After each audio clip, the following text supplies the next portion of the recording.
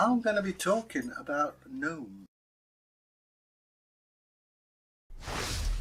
Hi, I'm Egil Thorson, warrior, storyteller, runecaster, and we've got Bragi here as well. Oh. Yeah, hello. I'm a Viking. And so am I. At least last time I looked.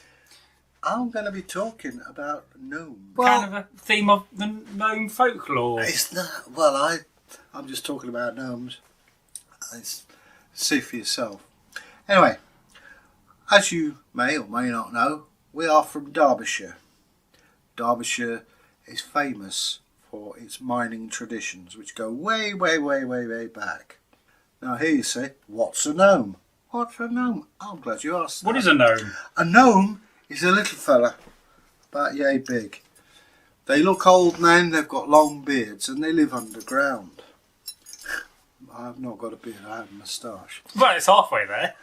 Now, if I'm right, they also have red hats. I believe they do. So I can see where Bragi's got mixed up. Is that? That could be modern branding. I mean, like Father Probably Christmas, like the name gnomes. But if you live in Derbyshire or come to visit Derbyshire, go to the church at Wirksworth, and there you will find the image of a gnome with a pickaxe over his back. There's also a massive 6th century stone carving. It's fantastic. Anyway, that being said, the miners in the old days would go down and they'd hear knocking. And they said it was, the gnomes. The gnomes again. Yeah, they would hear these, and some said they saw them. Now they seem to work, but get nothing done. Maybe they're pursuing a seam, or filling a bucket full of ore, but it's just to wind the miners up. They sometimes throw stones, usually if the miners swear or curse, which I'm afraid happens quite a lot. But they don't usually hurt anybody. But this tradition has gone through, and even in South America, they will leave ritual money and drink and cigarettes for the gnomes or the spirits that work underground. Well, that's called something. That's called gifting. When you leave out a gift. Now people do this with Bigfoot in America. They'll leave out an apple, and then Bigfoot will leave a stone in place, or a nut, or a bit of wood, or something. So the art of gifting is a very old tradition, really, isn't it? Well, it's in the cult. It's said if you leave milk and honey out, that feeds the house spirits. Well, one of the most typical examples of this is Father Christmas, when we leave out a bit of brandy and some mince pies. Isn't that not gifting? I know, but he always misses my house. Well, perhaps you need to start believing him a bit Perhaps more. I'm in the naughty boy list. You may be. Egil's naughty, folks. I wish. Heard it here first. Miserable, yes.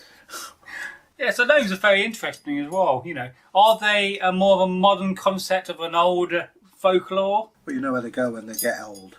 Where? An old gnome's home. Oh, wish you could get that one out. Yeah.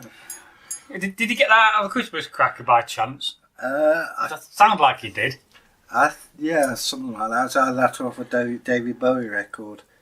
This Laughing Gnome. Oh, right. Here we go. Nice one, David. I know you're not with us any longer, but you're there in spirit. Well, they might have YouTube in heaven, you don't know. That's why I said, So, those are gnomes. And this is like talking about Germanic gnomes as well, that's where we got some of the information from. I mean, they figure a lot in other folk stories like Snow White and the Seven Dwarfs. Well, they're dwarfs. Well, dwarfs and gnomes are the same. But they work in the mines. I mean, boggarts don't work in mines, neither do leprechauns. No. And then you got the Nesse, which is like it's the same sort of creature as a gnome. It's like a boggart. It's a little bit mischievous. It looks like a gnome. Right. Are these things not all related somehow? I suppose it's people's various interpretations of a thing. Like if you haven't got a scientific explanation, who's to say, okay, we've got scientific explanations, but who's to say they're right? Maybe they're wrong. So this is like a brief chat about the folklore gnomes, and at some point we'll do some further research and make a longer video. They've got a police force. And Do they? It's run by Sherlock Gnome. Oh, yeah, because there's that popular movie come out. Have you seen that movie? Which one's that? The one of the gnomes? No. No, I've not seen them. But yeah, here's one. There's a variation, a modern variation, you could say, is the smurfs. Well, yeah. I mean, they are sort of gnome-like creatures. But well, what about little trolls from the 90s? Yeah, we used to get them on the end of pencils. And there was a big craze for them. I never had a troll end of my pencil. Well, you got these pencil things you put them on the end of. But Blimey. And then you could buy key rings. You got literal, they used to call them gonks as well. I'm glad we don't live in a land full of giants that collect pencils. But imagine stepping into a world where the tiniest beings hold the greatest secrets. Welcome to the enchanting realm of gnomes. Gnomes, those tiny bearded guardians, have been a part of folklore for centuries. Originating from European myths, these little creatures are said to protect nature and bring good luck. With their pointy hats and mischievous grins, gnomes are believed to live underground, emerging at night to tend to the earth.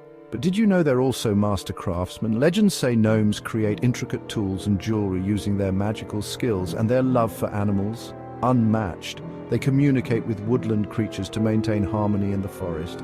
So, next time you're in a garden or forest, keep an eye out. You might just catch a glimpse of these enchanting beings. Remember, the magic of gnomes is all around us, waiting to be discovered. Stay curious and keep believing. Thanks for joining us on this whimsical journey. Don't forget to like and subscribe for more magical tales.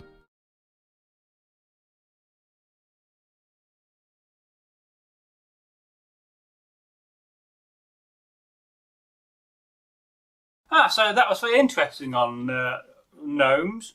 No doubt at some point we'll do some further research and make a much longer video. This is just a very brief chat about gnomes. And hopefully you'll come in with your comments. Yeah, and yes, don't forget, excellent. hashtag folktale.